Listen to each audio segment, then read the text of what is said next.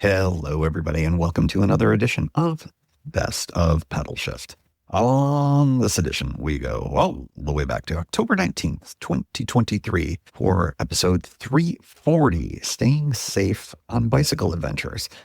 So we know there's some inherent risk in everything that we're doing, bike packing, bike touring, bike commuting even.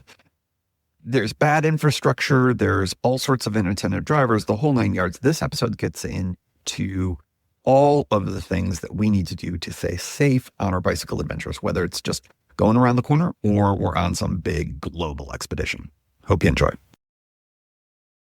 As with anything that you do on a bike, there are things that we can do to make our bicycle adventure safer than by doing nothing at all. And on this episode, I'm going to give you some thoughts on all of the things that you can do to make your ride and your adventure that much safer. Just some things to think about. And let's start off at the basics of all of these things. It's important to take safety considerations into any ride that you do, but I think really in particular if you are doing any kind of bicycle travel. And that's because we are more exposed in our traveling than we are maybe in our commuting. First of all, we're exposed by time more. We're in the saddle longer. Also, it's not just the bicycling part of it. There's also the equipment that we are using that is separate and apart from the bicycle. There's also the fact that we're going to be traveling in different places that maybe we're not as familiar with, taking routes that we're not as familiar with that we're going to be maybe doing some camping, and there's some elements to that. There's the possibility of injury out there. There's animals. There's environmental factors. There's all sorts of different things, personal safety. There's all sorts of things that we need to have in our mind as a part of any of our travels, so that we have at least some kind of a plan in the instance where we are encountering unsafe conditions in any of these places, and probably a few more that I'm not even thinking about right now. It's important to you, but it's also important to people that love you, your friends, your family. They want to have that peace of mind that you are approaching this from a safe perspective. I know that's been the case for me, that especially when I was first getting into all of this, there are concerns. A lot of folks that just don't understand that bicycle travel is a thing, and that touring and bike packing, that you can do it in a safe way. A lot of folks look at it as an aggressively unsafe type of situation. In fact, there are some insurance companies that consider this to be an extreme sport, which is hysterical to me. But it is true that there's a higher exposure of risk, and therefore they need you to do this in a safe way as well. Addressing your safety concerns is a really crucial thing, not only for you, but for other people around you, in order to have an enjoyable and safe journey. So let's talk a little bit about some of those types of things. I think that the first foundational thing that you need to be thinking about is to think about safety before you get rolling. Before you embark on your bike packing or bicycle touring adventure, it's really important that you put some thought into this. There are lots of folks that love to go from couch to bike and then they just roll. I would encourage you to think about safety as a foundational piece of your journey. If you don't, then you run the risk of being unprepared if you come face to face with a safety situation of some of the things that we're talking about. Being prepared is not just for Boy Scouts and Girl Scouts and other scouts, it's for you too. Being prepared for the types of situations you may be encountering, really important. Having situational awareness is really important. For those of us who live in cities, this is pounded into us quite a bit. Know your surroundings, know who's around you, know what's going on, be aware of what's going around you. I think that's incredibly important for folks in the bicycle travel context as well. And also be aware of what responsible behavior is on the road, because in many instances, we encounter situations from a safety perspective because we are acting outside of norms, and that ends up creating conflict. And so what we want to do is we want to try to avoid any and all conflict and make sure that we are being that good ambassador that I always talk about for us as bicycle tourists, backpackers, bicycle travelers out there. There's a part of me that feels like that I have not done a good service in this area. I often in my prep episodes, the episodes that describe what's going to be happening in a future tour, I very rarely talk about safety in and of itself. There are a whole bunch of things that I do that are all part of safety, and I'm going to talk about it a little bit more here. I think in some ways, I've always had this be a bit of an unspoken thing in terms of bicycle travel, and I think at this point, I want to make this a little bit more overt, a little bit more stated in future prep episodes, because I do think it's important that you consider it as part of the beginning of any tour that you're on. But also, some of the things that you may have in your head for safety may not include a whole bunch of things that I do. And maybe when we meet in the middle here, you'll understand what I'm talking about a little bit more here. So let's start off about the first category, and that is route and destination safety. The idea here is that the route that you choose, you really want to make sure that it is a safe one. I am very open about how I will plan my routes out, often using Google Street Maps, especially in environments where it looks like there could be a lot of car conflict, or where I'm not sure what the infrastructure looks like for cycling in certain areas. This has been really true on some of the routes in Florida that I've done, and in other places where it's not on, say, a state bike route or an Adventure Cycling Association bike route. Even those sometimes go through some dodgy areas as well in terms of infrastructure. So you want to make sure that you're looking at every possible avenue for deciding whether or not an area that you're looking at cycling through is indeed safe for you to be cycling. And I'm not talking about this, this is a bad neighborhood. It's more, is there space for you to occupy as a cyclist? Are you going to be on a separated piece of infrastructure, a path, a separated bike lane, things like that? Those are your ideal setups. But you may find yourself having to go through a certain part of, say, a city or the edge of a city or something like that, where bike infrastructure is really good in the city, but as you start to exit it, it actually starts to go down. I have found that sometimes suburbs are some of the worst places to go because they are so car-centric that as I'm rolling through it on any kind of a bit of a bicycle tour, bicycle traveling, commuting, whatever, that the infrastructure disappears and I need to make sure that I've got an opportunity to ride safely. And as I've shared with you on many occasions, I will hop on a sidewalk, no problem. In fact, a lot of times sidewalks in these suburban areas are actually considered part of bike infrastructure. Is it very good bike infrastructure? Absolutely not, but it is better than being on a shoulderless strode, for instance. So making sure that you are aware of your route. I think one of the greatest tools that are out there, of course, is Google Street View. I've talked about that a lot. But looking at the heat maps on Strava, looking at the types of community-derived maps on an app like Ride with GPS, all super, super helpful.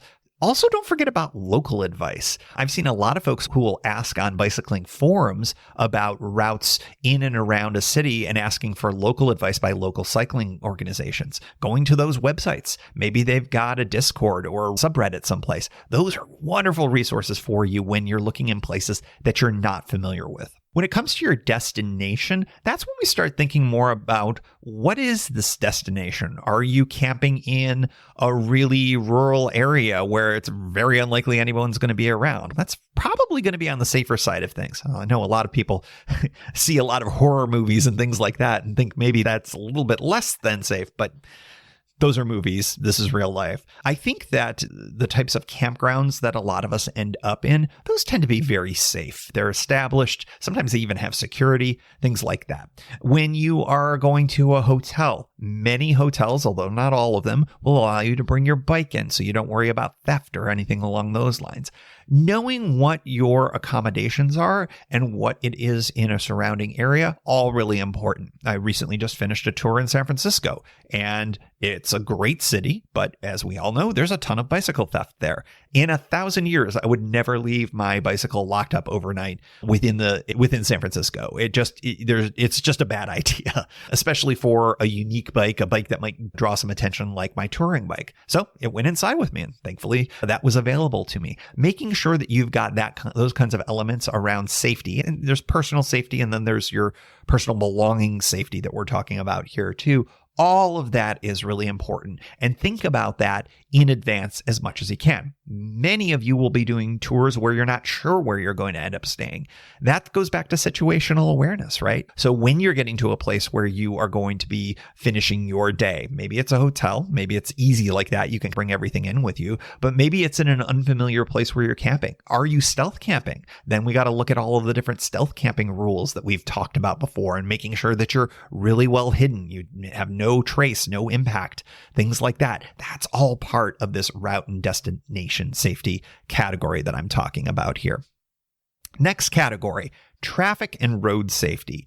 This really probably should be the first category, let's be perfectly honest, because when you're out riding, you've got to make sure that you are doing it in a safe way. That can be your choice of route, like we talked about before, but also it's going to be what kind of equipment do you have on there. Staying visible is a really important thing.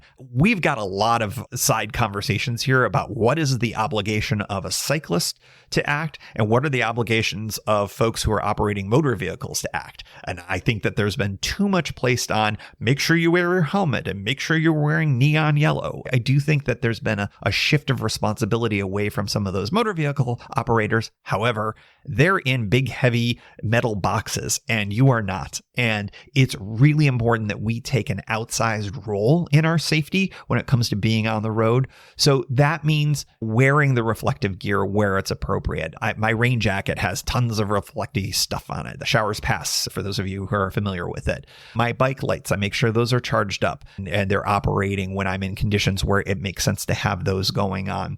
But also how you ride is really important when you're out on roads. Be predictable. Use those hand signals. Be aware of the traffic that's around you. Know that it's very easy for a driver to lose attention for a moment, and they can travel hundreds of feet while they're maybe fiddling with their radio or with their CarPlay device or something like that. And that could include a space that you are occupying. So making sure that you are as aware of your surroundings as possible to avoid that type of collision, for lack of a better way of putting it. I think that the most challenging types of roads to be on are the ones that have the least amount of infrastructure. Sometimes, though, it's when there's that little bit of infrastructure, it's the worst when it's being used in a way that it wasn't designed for. And I'm looking at sidewalks. I've already mentioned that sidewalks are sometimes your best bet, but you also have to understand the limitations with them. When you're riding a bicycle on a sidewalk, drivers especially are not looking at a sidewalk as a bicycle pathway. They're used to people moving at the speed of walking, not necessarily going 8-10 miles per hour or however fast you're going on a sidewalk. So folks, you've got to make sure that you're aware of all of that. Anytime I'm coming in a place where my mode of travel on the bicycle is coming in some kind of conflict with motorized vehicles, and that is a lot when you're on a sidewalk, more than just intersections, all of the pull-ins and pull-outs for all of those various grocery stores and big box stores that you're going through. You've got to be very careful about all of that. I have been hit as a pedestrian on a sidewalk going through one of those areas. Not very hard, but it was like, just come on, man. So you really do want to make sure that you're very aware of those types of things and make sure that you are navigating all of those different areas on the road and on sidewalks and on bike lanes with head on a swivel as necessary. The more vehicles around you, I think the more defensive that you want to be in those types of things. Some of you, this is not negotiable. You're just not going to do it. And frankly, I don't blame you at all. For those of you who do more bikepacking types of things, you're here talking about traffic and road safety going, why? Why am I listening to this? But some of you may end up doing a little bit of road work to get to your single track and some of the other places that you're going to. So you got to be mindful of the road stuff as well. Next category is all about your gear and your equipment safety. We've been talking a lot about other people operating motor vehicles and maybe to a certain limited extent, our gear, our bicycles themselves. Obviously, you want your bicycle to be in tip-top shape, or at least in as good shape as it can possibly be before you're going on a real extended kind of a ride. Making sure those brakes are in good shape, making sure that your bike is shifting appropriately, making sure that everything that's going to give you the most wide method of controlling your bicycle is all working perfectly good. That doesn't mean that these things won't fail potentially while on rides. Hello, this has happened to me on several occasions. But I think that the most important ones are things like brakes and steering tubes and all of those other things, making sure that all of that is good. Those racks, you want to make sure that those are as secure as possible. I've ridden before where a rear rack has literally come detached and fallen backwards into my tire, and that is super freaking dangerous. So make sure you do really good once-overs on all of your gear, but also the things that are strapped onto your bike, those panniers, those bike packing bags. All of that needs to be extra secure. Give it a good tug. Make sure it's there. One of the crazier things that I've had happens when either a pair of headphones or, for lack of a better word, a rope or clothing falls down and gets wrapped up inside of a rotating wheel. That can really throw you over your handlebars in a hurry. So you got to be very mindful of all of that. We talked about protective equipment like lights before and reflectivity. Obviously, you want all of that. We talked more about that in a prior category. But what about some of your safety gear? Do you wear a helmet? Is a helmet a part of what you want to have on while you're riding? I tend not to wear helmets in some circumstances, but I will say, especially when I'm doing any degree of road riding on tour, I do wear a helmet all the time. I will leave that up to you. I do think that there are some circumstances over others where wearing a helmet is more important than others. Some people will never get on their bike without a helmet, just like they don't operate a motor vehicle without clicking in their seatbelt. All of these things are things that are part of your personal attention to gear and equipment safety. And one last thing before I get into this, I alluded to this already. Make sure that you're maintaining your bicycle and all of the gear around it as necessary on the bike. I am not great about doing good with my chain, for instance. That's a safety issue, and that's something that I should be better about. I see lots of people who are absolutely religious about cleaning and lubricating their chains every night.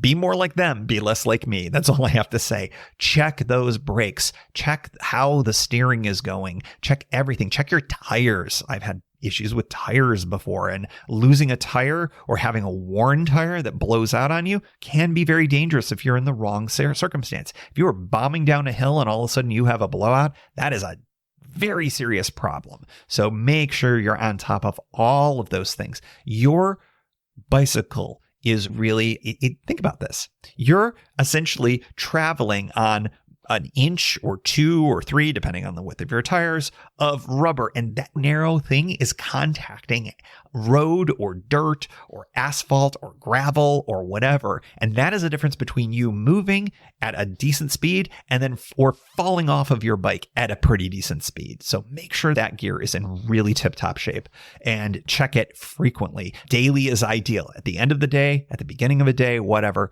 that is a really big safety issue. And I would encourage you to do that. Next category is health and first aid when you're on the road. This doesn't come up a ton for me. I have not injured myself more than a handful of times. I've never fallen off of my bike where I've cut myself or anything like that. Despite that, I carry a variety of different things in a first aid kit in case I ever did get a little road rash or something like that. I've been very fortunate. But I think part of the reason why I've been fortunate is because I do some of those other things that we talked about, making sure that the bike's in good shape, making sure that I'm riding in a reasonable way. But making sure that you've got a good first aid kit, I think, is a really important thing should something go wrong. And you don't have to carry a lot. You don't have to carry a full medical kit for all sorts of different situations. I've seen some really crazy first aid kits for people who are on tour that include stuff that I'm like, wait, is that for if you get shot? There's some really crazy gauze packages and stuff that I've seen. But hey, if that's what you feel comfortable with, do it. But you don't necessarily need a full kit to be practicing good safety while on the road. You also want to make sure that you're treating yourself really well. I think that there's often a lot of talk about food and hydration and stuff like that on this podcast and other places. That's a safety issue too. Making sure you don't bonk in the middle of nowhere is a safety issue. Making sure that you are hydrated is a safety issue because that can really create problems for you if you're in a really hot climate, or a desert climate or whatnot. Believe it or not, hygiene can be a really important thing. If you're making sure there. I don't really talk too much about down there, but down there is a really important area. It's the contact point with your bike. Regardless of what you have, what parts you have down there, they are going to be in contact with that saddle. And we need to make sure that is kept in a good, clean place, because that prevents things like saddle sores and other chafing and things like that I typically don't talk about on this show because it makes me rather uncomfortable. I don't know why. I talk about all sorts of things, but not that. But make sure that you're staying clean and dry down there, however it makes the most sense. I have talked a little bit about it on one particular episode about merino wool, the question about whether or not you want to put lubricating substances and stuff like that. Different people, different body parts, different needs. Go check out that past podcast episode for more information on that. But I will say that when it comes to this type of stuff, make sure you've got good food, you've got good water, and you've got some amount of first aid capabilities on you, because you may find yourself getting injured in a place where there's no one else to help you whatsoever. And you've got to give yourself at least first aid, if not more advanced aid, depending on where you're at. You bike packers, you could be in the middle of nowhere. So you in particular, even though you're carrying teeny tiny little amounts of stuff, make sure you've got the capabilities to give yourself some real first aid should you take a tumble off of the bike and find yourself in some trouble. Next category, wildlife and environmental safety. I've talked about this in the context of loose dogs on tour before, but you do want to be careful about wildlife encounters generally. For bike packers, this includes making sure you're practicing good food safety out in the bush. If you are going to need to do a bear bag, make sure you've got the ability to do that. Make sure you know how to do that. It's really important. For those of you who are doing more like traditional road cycling, you're not really going to be dealing with that kind of stuff so much unless you're camping in places where there's bear activity. Make sure you know it. If you're going there, check in where the information board is. They'll tell you. Sometimes there's wildcats or things like that you need to be mindful of. Sometimes it's more mundane. It's raccoons and other things like that. Not so much a safety issue, but certainly a comfort issue. You got to make sure you keep your food separate from wildlife, because that will create problems for you. Wildfire smoke, that is something that we want to be careful of from an environmental safety perspective. Yeah, we all have masks now, or at least we have some that are useful in this context. Inhaling wildfire smoke is bad. It hurts. It's no good. Trust me, I've done it. I have no problem masking up during all of that, and I think you should too, or at least you should consider it. It's better for you, and it's something that you should be mindful of. But also be mindful of more traditional kinds of environmental challenges: extreme heat, extreme cold, rain, snow, ice. Know your limits in all of these things. It's important to know when it's okay to take a 0 day. I've talked about 0 days before on the show in a variety of different contexts. The one that I'm thinking of right now is taking the extra day in Big Sur with James way back in the day, because it was going to be really nasty and really cold and wet and windy. And we had the greatest day ever. Taking that 0 day was the best choice ever. Knowing that sometimes Type 2 fun is not just a Type 2 fun kind of a thing, but it's a safety concern.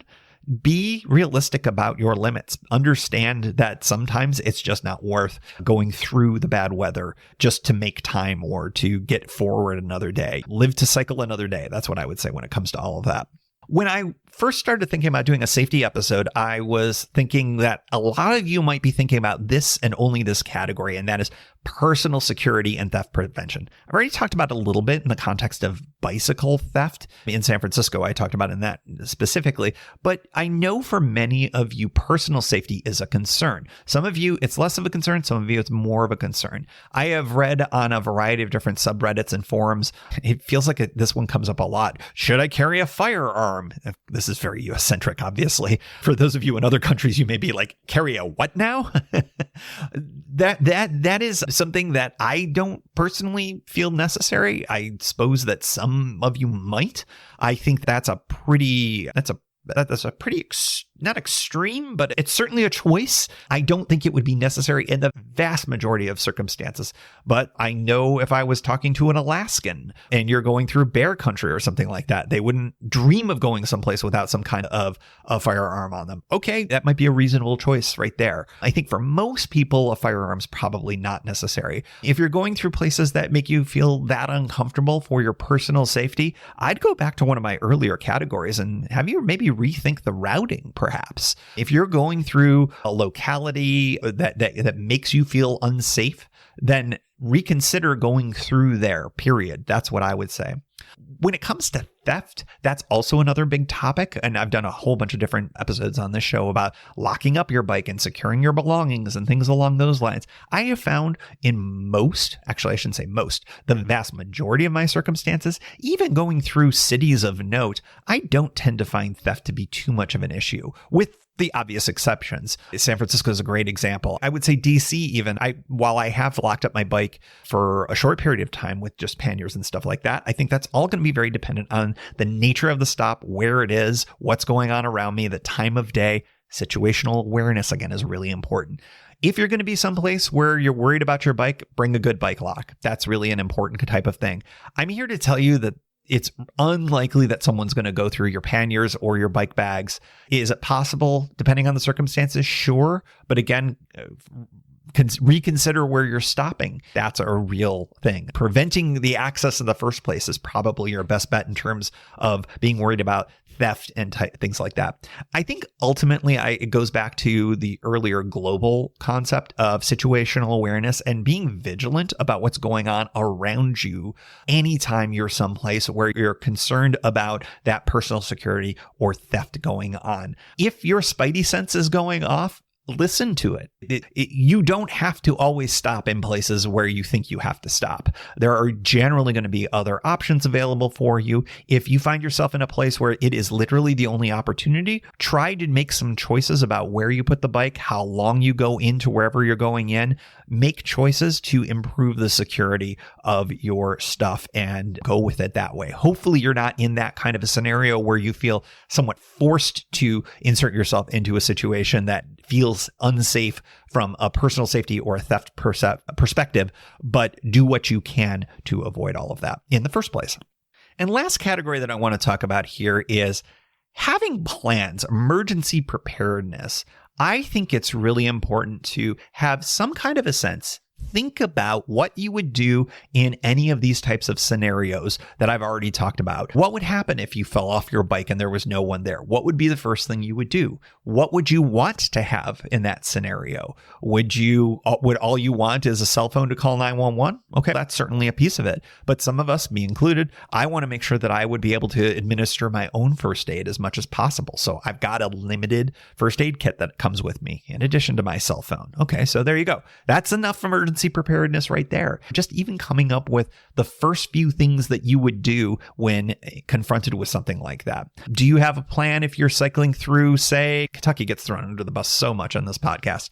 I've never been there cycling, but I hear some terrible things about loose dogs. What is your plan if you end up getting chased by a dog? Are you going to bring an extra water bottle to squirt at them? Are you going to bring an air horn? Are you just going to bike really fast? Those are the types of things that you want to think about. Have a plan when you have all of these things confronting you. There are going to be times when you get unexpected emergencies, things that you are not planning for. I think in that instance, we go back to the basics again, situational awareness. Do you have stuff on you in case things go sideways? Extra clothes if you get hit by a sudden storm, the first aid kit if you do end up having an injury, an extra battery, an emergency meal. All of these are all safety concerns. I brought these things up a million times in the show, but never used the word, I think, safety as a part of it. All of those are safety items, and they are all part of emergency preparedness and making sure that you've got contingencies in case something goes sideways that you weren't planning for, or maybe you thought about and this was part of what your pre-planning process was. Okay, so we've talked about a lot of things around safety. We've talked about route and destination safety, traffic and road safety, gear and equipment, health and first aid. We've talked about wildlife and environmental conditions, personal security and theft prevention, and then finally, emergency preparedness. This is not, I think, a comprehensive list of things. Many of you have probably thought about some other things as well. I would love to hear from you if there are things that you think about in terms of bicycle travel, whether it's bikepacking or bicycle touring or anything like that. What do you do in terms of safety considerations? Or do you think I'm overthinking it? everyone's got a sense for their own risk tolerance and what they want to do to feel safe in the context of bicycle travel. So do what makes you feel good and make sure that you do everything that you need to do to have that peace of mind before you go on your bicycle adventures, because we all run into situations. And my number one goal is to make sure that all of you feel as safe as possible, and in fact are as safe as possible when you're out there riding your ride.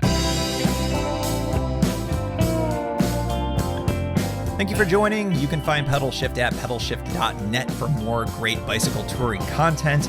You can hear the Pedalshift project through Apple Podcasts or your favorite podcast app.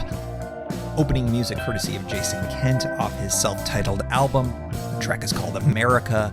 Check out his band Sunfield's latest release, Mono Mono, wherever cool music is available.